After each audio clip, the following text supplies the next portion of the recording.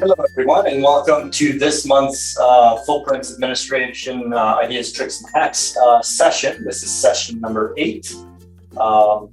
Today, we're going to cover, as usual, some ideas that I've got for you guys, and a few topics that I've actually had on the back plate and been sort of pushing back from session to session. So, self-service UI design considerations. We're going to touch on that and maybe have a more in-depth session later on. And business rules as quick templates and quick descriptions. A brief discussion about that as well. I kind of wanted to have some examples to show off today, but unfortunately the last few days have been quite jammed. I haven't had a chance to get there. So I might have to show a little bit more on next session. The highlight for today is going to be upgrading from version 11 and prior. And we're also going to have, in collaboration with BMC, a follow-up webinar at the end of the month. I believe the tentative date is June 28th for more discussions on that, and perhaps a little bit of interaction with anyone on the call right now who's still on version 11. So as usual, my name is Nick Room. I'm a senior consultant here with RGR Innovations. Here, skip this guy here. So last month on session 7, quick recap of what we covered about. So some of the ideas there, talked about how to properly back up your FootPrints environment, how to properly plan your upgrades. Gave a quick overview of the latest version 2023-01 and our final update on the custom portal themes, including the documentation on how to create your own themes. If you're interested in any of that, the recording is available at rginnovations.com/webinars. Before we dive in, next month's session, we're going to be covering some ideas. I haven't finalized my list yet because at this point it's getting a little bit tough, covering 5 ideas a session here, and I have to try and track which ideas I've already covered and then focus on the ones I haven't. So I haven't come up with the list for that yet, but rest assured there will be some ideas to talk about. We're also going to talk about best practices for running multiple instances of FootPrints. Now, this is, talking about like you run your production environment, your dev environment, your test environment, and what are some best practices on how you should operate those environments. Things for, just keeping production safe and making sure that your test environments are good to go. We're also going to talk about, this has been a fairly requested topic on our sessions, field dependencies versus hiding by business rule, pros and cons of each approach, and, even mixing both approaches at the same time to give you a little bit more flexibility. The registration link is on the screen, and I will be pasting it in the chat in a little bit. In terms of the feature requests for this session, we have 5 as usual. So first one does show all button functionality with more functionality. I'm just going to quickly read these through sort of as I usually do, and then I'll present the actual web page. So when importing CI link, be able to remove an existing contact, the ability to block attachments by extension only, being able to trigger on-screen rules when you're viewing a ticket as opposed to editing a ticket, and being able to have concurrent license timeout as opposed to just a global. Okay, so if I go over to the ideas. So the first idea here, the show all button with a little bit more functionality. So essentially, you may or may not even know this little show all button over here when you're looking at your journalized field. So if you're using the FootPrints Event Starter template, it's typically the public notes field or the internal notes field, or out of the box, it's just the description field or any other field that you create. There is this little button here. It's called the show all button. And by default, FootPrints in the journalized history will only show you the 5 latest entries in that field. So if you have a ticket that's had a lot more conversations to them a lot more back and forth, and there's lots of updates. You might not even realize that there's more, because you scroll and you just see like the latest 5 and don't even realize that there are more. So you can click this button to show more. But there's a couple sort of issues with this. Is number one, we'd like that button to be sort of enabled by default. That would be the most ideal from our perspective. Number two, we'd like for that button to show like a depressed icon when it's actually turned on. So as it stands, whether the button is on or off, it looks the same. So it's hard to tell, it's actually impossible to tell if it's on or off just by looking at the button. And then, potentially some other things like show all or show the last 15 or the last 10 or, being able to configure it. So that's what the first feature request is for. The next one, I'm losing my screen here for a sec. What's going on? We're back. Okay, we're gone. What is going on? Bear with me, guys. My screen just keeps flickering for whatever reason. Okay, next feature request is when you're doing a CI import. So typically, we do CI imports sort of like as a one-time thing during implementation. We load your CIs, and then oftentimes it's kind of like, you might update your CIs manually or whatnot. But we do have several clients, and it's kind of the norm in larger organizations or organizations with a lot of CIs to sort of do periodic imports, maybe a nightly import, a weekly import, what have you, whether it's from a CSV or a SQL database or it doesn't really matter what the source is. There is the ability, and if you look at the screenshot here, now this is a sort of a composite screenshot that we've created. So this, like for example, this option here in red does not exist. So we kind of made this up to showcase what we want in the feature request. But this checkbox right above does exist, and it basically says, hey, when I'm importing from whatever my source is, if you find a matching contact, link it. And that's all fine and well, but typically we expect a single CI to be linked to a single contact. This laptop is assigned to Nick. And then next week, maybe the laptop is assigned to Layla instead of Nick. The way the import works right now is it just adds, it doesn't remove. So if I import and the laptop is assigned to Nick in the source, then a link is going to be created to Nick's contact record. And when you look at the CI, it'll be, a link to Nick. And then next week, if it's assigned to someone else, say Layla, for example, when you run the import, it's going to link it to Layla, but it's not going to remove the link for Nick. So then when you look at the CI, you're going to see that it's linked to 2 contacts. And then it's okay, well, which one is it, right? Now, obviously, there's some situations where you do want to link it to multiples, and that's fine. So we don't want this to be like just a change. We want it to be an optional. So that's why we kind of have this checkbox. So the ability to remove any existing relationships if you're adding a new one that's different from what's there already. So that's what this feature request here is for.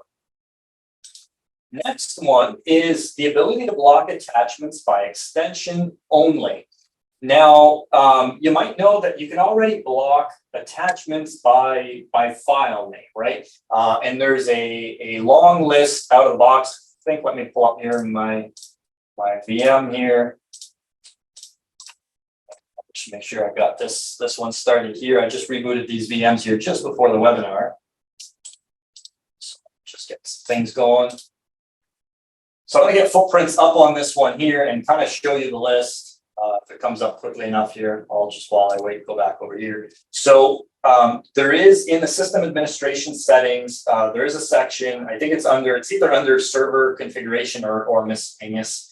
Those 2 tabs essentially have the same kind of information. So it's under one of those 2 where you can then say, line by line, what quote unquote extensions do you want to block, right? And BMC provides a long list out of the box, things like blocking exes, .com, coms, bat, etc. Where the problem is that each one of those lines, it's not really searching at the end. It's not looking for the extension. Which is not really made super clear and generally doesn't pose a problem, but it can pose problems, especially with emails if you're attaching other messages in your email. Because generally those messages will have the person's email address in the name of the file, which ends in a .com, and .com is one of the blocked file names in FootPrints. And so, like I said, I apologize, once this comes up here, I'll show it a little bit better here. But essentially, the way the filtering works right now is it's like wildcard, whatever the text is, wildcard, right? So if we're looking at like .com, for example, or .exe, it's not just looking for that extension, it's looking for that string anywhere in the name of the file. So if your file is hello.exe.txt, right? So it's a text file, it's going to get blocked because of that .exe in there.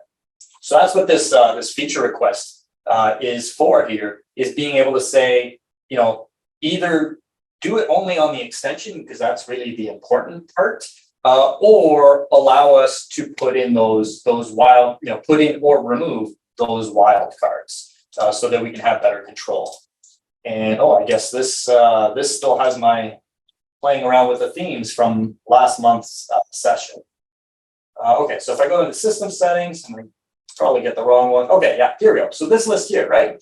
Each one of these, if we look at that .com one, right? Each one of these rows, really, you have to think of it as this wildcard.com, in this example, wildcard. So if this appears anywhere in the name of the file, it's going to get blocked, not just at the extension.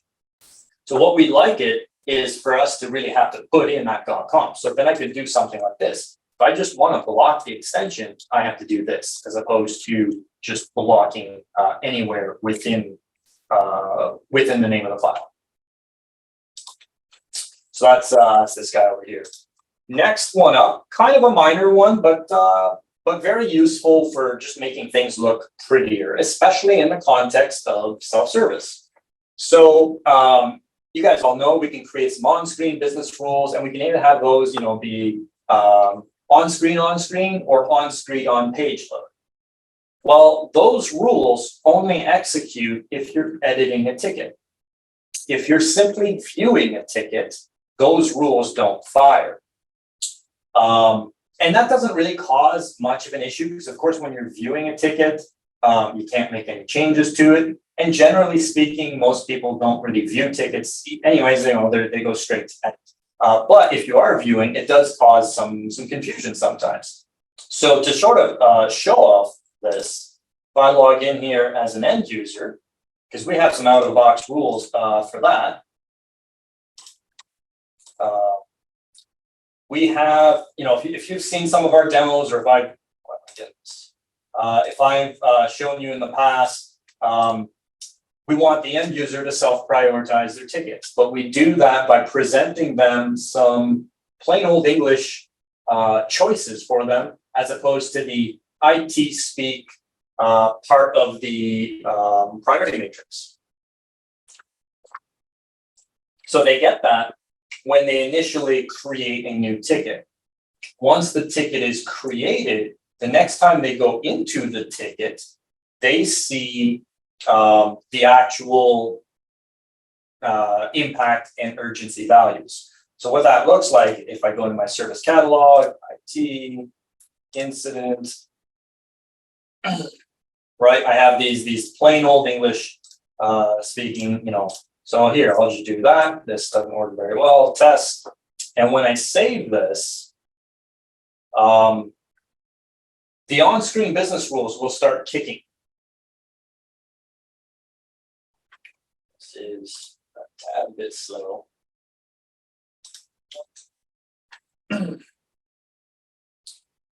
Okay, so you can see the on-screen business rules kicked, right? And they hid the fields.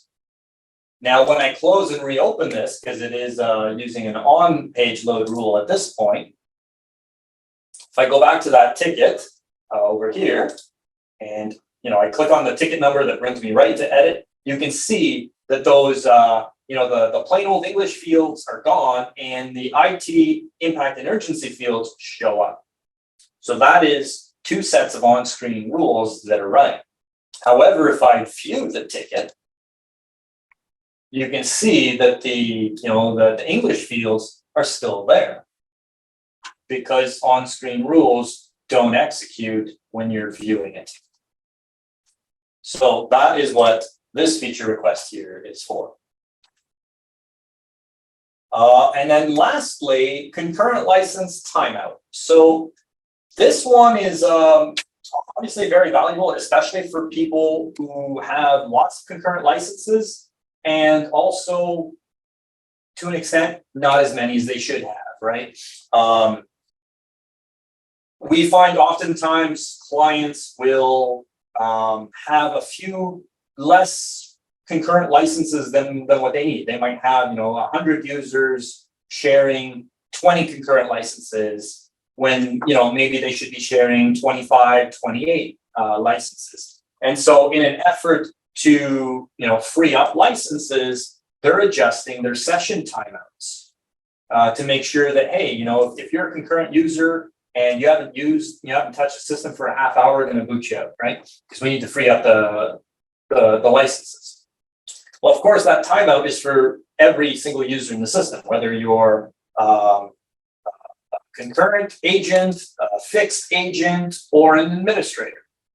And it's long been requested, and version 11 and prior had it, where you could have a different timeout for your fixed and your concurrent. Because generally speaking, a fixed user, they own their license whether they're logged in or not. So we're not in a rush to kick them out of the system after a half hour or an hour, to free up that license for someone else. There's still value in having a timeout for them to make sure they're not locking up records that they're not actively working on and things like that.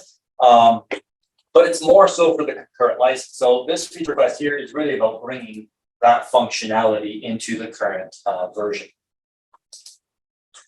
So hopefully you guys like these feature requests here that I've selected. I'm going to go ahead and just toss these into the chat. So you guys have the links. You can go vote on those. And I'm also going to include in the chat the registration link for session 9, which is going to be next month's session. Okay, so minimize that. Is that? Okay, so this, I think I'm done with that. Okay, so we're going to move on to our sort of first topic, which is UI design considerations, especially in the context of self-service. But of course, you can adapt these to pretty much anything.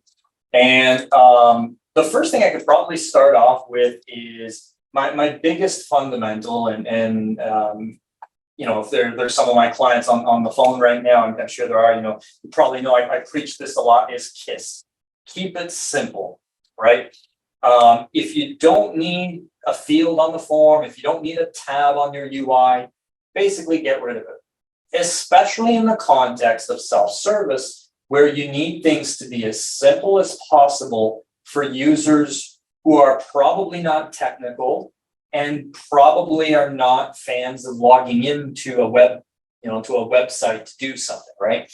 Especially in a sort of a post-COVID world, if I can put it that way, we find that people have gotten, and I'm not saying this necessarily in a bad way, but people have gotten a lot lazier than they were to begin with. So if I'm an end user and I'm having a problem with my laptop, right, I probably used to pick up the phone and then dial the extension for the service desk and maybe wait on hold for a little bit and then talk to someone. I wouldn't even really think of going to self-service, whether we're talking FootPrints or any other tool, right? Whether it's FootPrints, Trackit, Remedy, ServiceNow, they all kind of have that same flaw in that people are lazy. And so no one really wants to log into self-service to submit a ticket because it's easier to pick up the phone and call. And now in this post-COVID world, we're seeing people aren't even calling. They're too lazy to do that. So they're just sending in an email with sometimes even almost no details, because then they're just kind of expecting the service desk to pick up and ask them the question or know exactly what they need to do. So the way you design your UI in self-service, obviously within the confines of what you can and cannot do with the tool that you have, and in our case, FootPrints here, but making sure it's as simple as possible. So in our out-of-the-box self-service, for example, I only have the one console. I don't need to have more consoles for self-service, because that's just going to be confusing for them.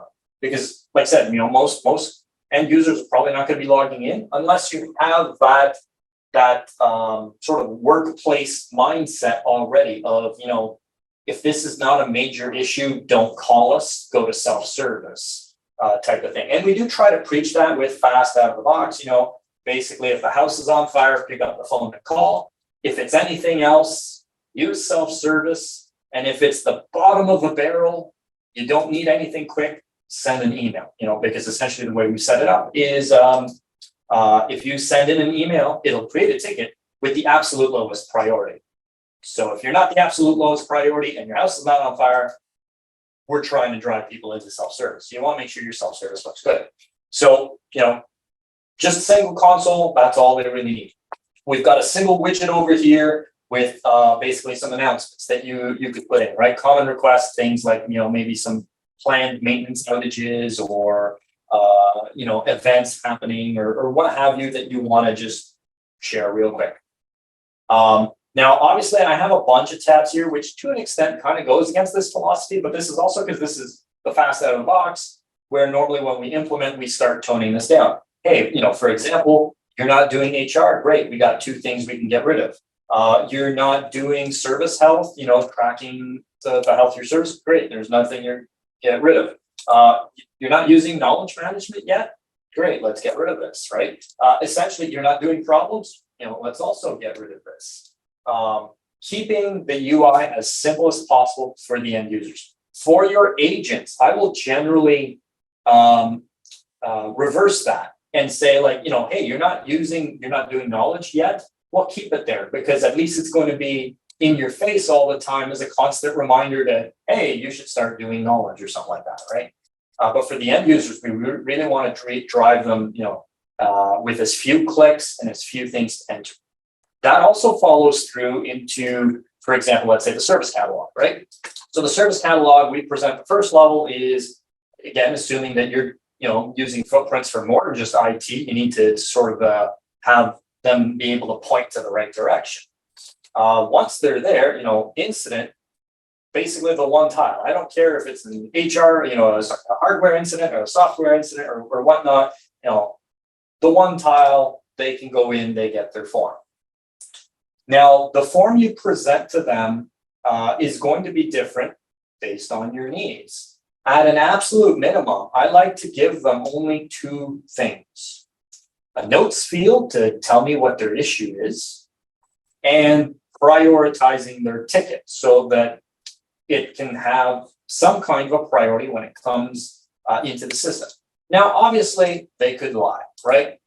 We did these things in plain old English, so the excuse of I don't understand these choices doesn't exist, right? If someone says I don't understand what this means, like, there's a larger problem that's not our problem. But there's no way they can misinterpret this. Of course, they can lie, and no tool in the system will really prevent that, and you shouldn't really try, because you're kind of going to limit yourself in what you can do. But we want them to prioritize the ticket and then just tell me what the issue is. That's it. There's no category field on here. There's no subcategory field on here. There's no, really anything else, because it's not necessary. I'm going to put a little asterisk there. If you're in an organization that does category-based routing on your tickets, so for example, if it's a hardware category, send it to the hardware team, and it's a software category ticket, send it to the software team, then yes, absolutely throw the category field there, because it has an immediate use, right? The end user, by choosing the right choice, will have their ticket sent to the right team right away, thus expediting the resolution of their ticket. Now, you could do that by having the category field on the form that they can choose from. We would recommend only category. Don't give them subcategory, right? Category hardware. I don't care if it's hardware desktop, hardware laptop, hardware tablet, unless you're routing by that also, which, then sure, but otherwise, don't bother. Because end users don't want to fill in that form. I mean, think of you guys, right? If you're logging into our self-service, one of your other vendors, self-service, Dell, Lenovo, HP, VMware, whatever the case may be, right? If you have to fill in one of their self-service forms, you're like, just give me the bare minimum and then I'll hit submit, right? I don't want to have to fill in all these blanks. Same thing for the end users here. So those are really the big key fundamentals here. Now, if I were to show you this form in administration, there's a lot more fields here as well. For example, the status field is there, the source field is there, and a couple others that are hidden from the end user. They can't see them, but the fields are there for business logic purposes. The way you order your fields as well is kind of important. So here I have an incident form. If I go to my service catalog and I go to HR and I submit an onboarding, now obviously I have different fields here, but I do try to keep the similar look and feel. So I've got my ticket number, my short description, same place, same length, and for the most part, same name of the field, right? Public notes also sort of in the same place, on behalf of someone else. Obviously, there's some additional fields here, but trying to keep your forms looking the same from one process to the next, from an incident to a service request, to a problem, to a change, to an HR, to a facilities. Keeping fields in the same place with the same length and the same choices also is a marked improvement for usability. That's pretty much all I'm going to cover on this topic for today. If you have additional questions or some suggestions, definitely leave us some notes in the surveys. I do want to revisit this topic in the future, probably not for a couple sessions or something, but to kind of talk a little bit more about other improvements that you can do, and not just in the context of end users, but also of regular agents as well. So I'm going to move on to my next topic, which, like I mentioned earlier, I might sort of do a part 1, part 2 in next month's session, which is using business rules for quick descriptions and quick templates. So if I go into a container here, I'm going to go into my service desk container, right? We're used to having this quick templates functionality over here to, build whatever quick templates we want. There are two sort of fundamental, I don't want to say issues, but things that aren't ideal with the way quick templates work. Number one is you cannot set an order to how the quick templates show up, or at least not directly, right? They show up alphabetically. So of course you can do things like underscores and put in a number prefix and things like that, but they show up in sort of that fixed list of alphabetical, and that's it. And then the second issue is that you can't group them or restrict them, or at least you can't restrict them beyond just saying what form they're available on, right? So I can't, I don't know, hey, this is an account unlock. Well, that goes with the networking team, right? Well, I want only the networking team agents to see this, right? I don't want the hardware agents to see this because they don't care about it. There's no way to do that, right? And I can't group them by like say, hey, quick templates, here are my hardware quick templates with that list. So those are sort of the two major pain points that we often see with quick templates, because quick templates are meant as an easy way to fill out the form, right? If easy and quick, I should say, way to fill out the form. If you're having to spend, more than just a few seconds scrolling up and down your list of quick templates to find the right one, you have too many quick templates.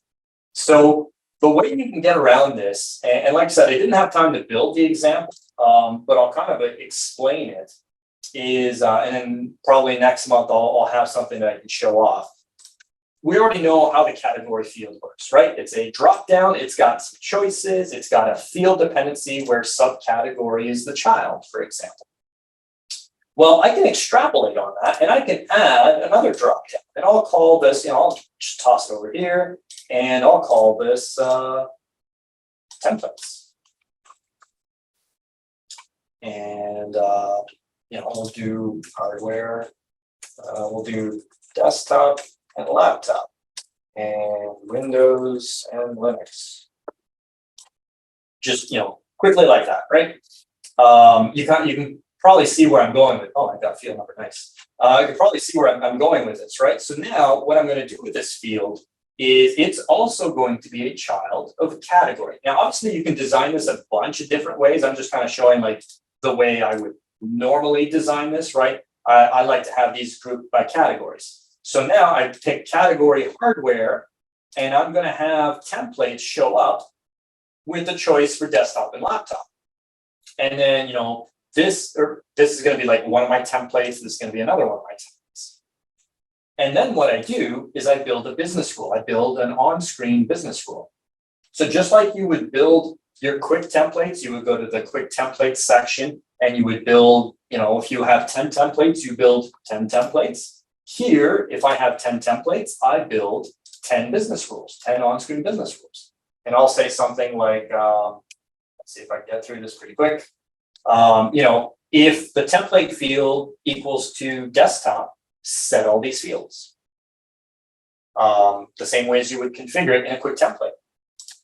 The beauty of that is that it achieves essentially the same functionality, but now I can change the sort order in my template field because, right, it's just a drop-down field. You can set the sort order however you like. So template desktop.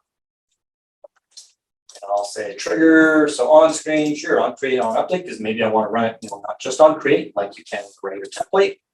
And I'm going to say template field, equals to desktop.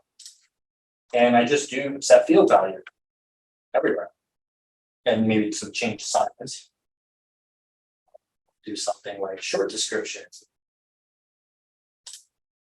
equals to desktop template executed. I don't have time to kind of go through all of this and publish it, but you kind of get the idea, right? I mean, it's a little bit more work to do because building one business rule generally is going to be a little bit longer than building one quick template, but it's essentially the same amount of effort. You build one quick template or you build one business rule.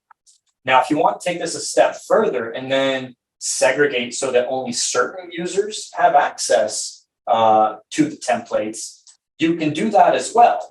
That's a little bit more complicated, but the way you would do that is essentially by having multiple of these fields. So this field here might be templates for, hardware agents, right? This might be my temp. Now, obviously, this would be like the name of the field as opposed to the label, right? And you just stack them one on top of each other. So then I would have another one over here, that's templates, software agents, right? So you just do separate fields like this, and then make sure that the appropriate templates are in the appropriate fields, and you create separate roles for your hardware agents and your software agents. And then for the hardware agents, you say, yes, they have the ability to see this field, right? In the container role permission, under field permissions, you would say, this field, they can edit this field. This field, they have no access to it. And then for the other agents, you do the reverse. You say they have no access here and they have edit access here. Hopefully that makes sense. Like I said, I apologize. I wish I could have had this built. I'll have this built next month, so we'll do a quick recap on it. But hopefully this, you see how this works, and you can kind of see the potential of like what you can do with this. Here I'm doing it for two different types of agents based on category. You could extrapolate this further and do it based on subcategory or based on really anything else. And by stacking the fields like this, the end result is that you're not going to see like all this white space, right? Because the way FootPrints works is, well, if, let's say I'm a software agent, and so I don't have access to this field, because there's no other field on this row that I can see, the whole row isn't there. So then I would just see category, templates, and then impact. Okay, and then the last part I kind of wanted to mention, so that's on the template side, the quick description side, and this is going to be a little bit of the segue into our last topic for today, which is the upgrading from version 11. So version 11 prior had a concept of quick descriptions, which FootPrints 12 and later does not. The concept is not there. What the functionality is, if I can put it that way, right? And so what a quick description was similar to what I just described here, except you would have this drop-down field. And let me go to a ticket here. You would have a drop-down field just above your description field. And you would have some pre-canned responses in there. Now, this is very useful, especially for larger organizations or organizations that really want to make sure they have standardized responses back to their end users. So like just above the field here, they'd have quick descriptions, drop down. You'd pick it. And let's say, hey, I need more information from the user, right? I'd hit my drop down, I'd say, need more info. You click on that and it would populate a paragraph in here so that you don't have to type it out. It doesn't change any of the other fields, but it just does this one over here. Or, closing your ticket, lack of response, whatever the scenario was, you can have these quick descriptions. Now, there was also additional functionality to that where individual agents could create their own quick descriptions. And that one, I'll be frank, I'm super glad didn't come over because that's a terrible way to do things. But having this quick descriptions is actually very useful, right? And although there is no feature for quick descriptions in the current versions of FootPrints, you can replicate it the exact same way I just showed you with these templates, right? So I can go over to my notes, I can create another drop down over here, put it right above, and I can call this quick descriptions. I put in, a choice for each one. So no response, need more info, blah, blah, blah, whatever you choose, right? And then you have an on-screen business rule for each of these choices that says, hey, when you select a choice, throw in this text into the description field, and you're done. Very easy to do. Of course, kind of the wild card is if you have, 50 quick descriptions, then you have to create 50 business rules. That might, take you an afternoon or so. Okay, so that covers the first two topics I wanted to talk about. And the final one for today is quote unquote upgrading from version 11 to current version. Now, I'm going to zoom this in a little bit, because I know it's hard to see here. This is a discussion that has existed since FootPrints 12 first came out. The first official release back in April 2014 is how do I get from 11 to 12? And there are multiple different ways to make that transition. There's typically 3 different ways, which are sort of like the columns here. And there's pros and cons to each approach. Now, this is a document we've created. I'm in regular contact with BMC, both the FootPrints and Track It sales team, as well as product management for FootPrints and Track It. And essentially, they didn't really have a comparison like this. And over the year, over the past decade of this, I've had probably several dozen conversations on the FootPrints community about this, and I'm constantly sort of repeating myself. And as I've mentioned on prior webinars, I'm a lazy person, so I decided I'm going to create a document for it, this chart. That way I don't have to keep repeating myself. So this essentially compares the 3 main ways that you can transition from 11 to 12. Now I'm going to take a step back here, and although FootPrints 11, FootPrints 12, although it's the same product, it's got the same name, it's got a lot of the same fundamentals. From a transition standpoint, you really have to think of it more as a migration than an upgrade. That's the first thing. If you can understand that, the rest of it is going to be easy. Because certainly in the first few years, and BMC was kind of at fault a little on this. They would really pitch this as an upgrade. And then, clients would think, okay, I run an upgrade for a couple hours and I'm done. And it's really not the case. So there's 3 ways you can do your transition, which is what I've kind of labeled here in the summary. You can do an out-of-the-box install, which essentially you just install the latest version of FootPrints onto a new server, and you build your environment from scratch. The main benefit of that is that you can have that environment look exactly the way you want it to. Of course, the main downside of that is you have to actually build it. There are the Amigo tools, and you've probably heard me and others talk a fair amount. These are tools that were developed by BMC to assist in migrating. Amigo there, you see assisted migration offering. This is not specific to FootPrints. This is something BMC has for many of their tools. They have the same offering for Trackit. If you're going from Trackit 11 to the current version of Trackit, they've had the same function for, I believe, client management and Helix as well. And so for the FootPrints one, basically they have these tools that you can run in your FootPrints 11 environment, and with a fair amount of exclusions, take your data and your configurations and bring it into the current version of FootPrints. So this method is very enticing if you're 100% happy with how your current environment is configured. And then the last way is the FootPrints Advanced Starter template, which you've probably heard me talk many times about. Full disclosure, this is something that we at RGR have created.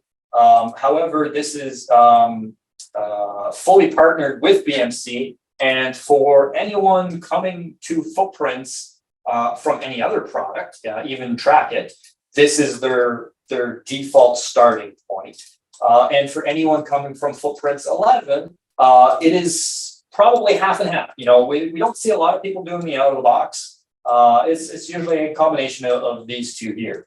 So this document, and if you want a copy of this document, by all means, send me an email. I'll put my email back up on the screen at the end here if you don't have it already. But you can email me. I can send you a copy of this so that you can kind of run through it.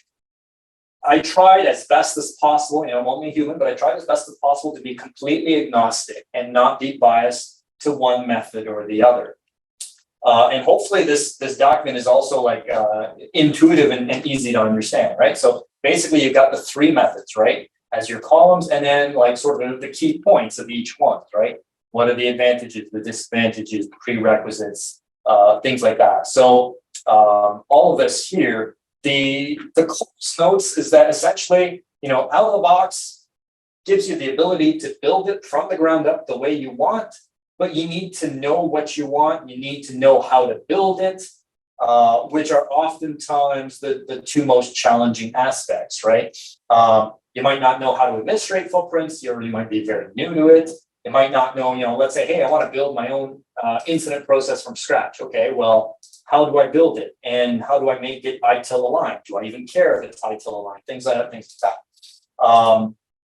One key point too on the administration part of it, we do talk about it at some point over here, typical implementation process, out of the box, 5-day admin training, Amigo, 5-day admin training, fast, 5-day, doesn't matter how you get there. We strongly, I can't emphasize that enough, recommend the full admin training course because it is completely different from how you would administrate version 11. And if nothing more, it serves as a good refresher as well. But there's so many things that are fundamentally different that if you go in without training, you're giving yourself a crutch right from the get-go. But out of the box is that, I want to build it to my own specs. Amigo is really, I want something fairly quick and I'm completely satisfied with how my current environment is set up. And I just want to bring that over. And fast is more for, I want something that's already pre-built, pre-tested, pre-designed, industry aligned. I just want to get in and run with it. So that's what the last option is. All three options, one of the questions that often comes up is data migration. All three options do offer data migrations with their own sort of pros and cons. Amigo is usually the best one for data migration because it's built in. But we can do some data migration with the other two. Now, of course, when I'm saying we, I'm not talking about just RGR here. Whether if you have other partners, by all means, stay with the partner that you have, or at least, maybe investigate. I'm not saying necessarily stick this way here. The one thing to be aware of, because I know Amigo sounds very enticing from the get-go, be aware of this part here of the disadvantages. If you're not using this part, it doesn't really matter. But if you are using CMDB and you are using knowledge and you are using, reports and surveys, the Amigo tools don't bring that over for you. So you have to rebuild that manually, which is essentially taking you to this column over here for those aspects. So if you have a lot of this stuff in your process, Amigo might not be the best way for you. But of course, if you're not doing any of this, then, who cares? Not a disadvantage. So like I said, I'm going to put up my email here on the screen. You guys can send me an email if you're interested in getting this chart here. You should be able to get it from BMC as well. So if you just want to contact your BMC rep, we are like I mentioned at the beginning, we are working on a webinar for the end of June. I believe we're targeting June 28th to essentially do a deeper dive on the transition from 11 to 12, including showing off, what a version 11 environment looks like, before transition, and then what the resulting FootPrints 12 environment looks like after. And I think if I log into this real quick, I don't know that I necessarily have time to really show much here, but we'll see. Oops, not root. Let's see, and I think I got never remember what my username is here. It's admin or root. And in case the question comes up, because it is specified, you can run. If you're interested in like bringing over the data, hey, we need to preserve our data. You can run the Amigo tools for the purposes of like archiving your data to the current version in either the fast approach or the out of the box approach. Okay, so familiarize that. And for anyone on the call that's never seen FootPrints 11 and prior, this is it. Whether it was FootPrints 11, FootPrints 10 looked very similar to this. FootPrints 9 probably looked quite a bit different. I don't think they had widgets and things, and of course, back and back and back. But if I look at, I have my workspaces here, right? I have all these workspaces over here, and I have some tickets. And then once those are migrated over, they end up looking like this, right? Migrated, Amigo workspace, migrated. So they do migrate over, and then if I open up one of these, you can see it creates the forms for you to the best of its ability. It's actually pretty good, I'll admit. It's pretty good.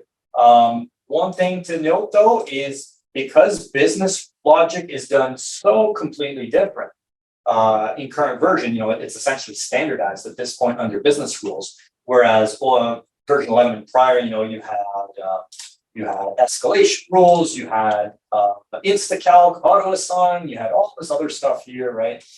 InstaCalc to do escalation, service level management actually falls in there, auto assign, auto field, you have all these bunch of things here. So it tries to create some business logic for you. It might not necessarily do what it's supposed to, but also they're all off by default. So you do have to go into each one of these, make sure that it's doing what you want it to do, and then when it does, you turn it on.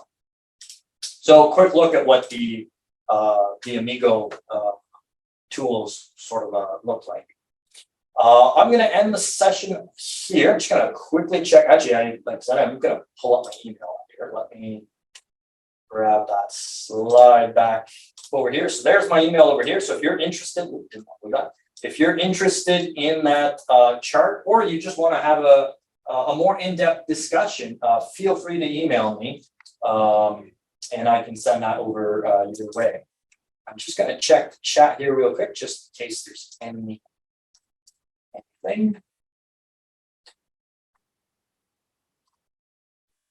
No, looks like we're all good. All right, so we're going to end the session here. Have a great rest of your day, and we'll talk again next month. Bye now.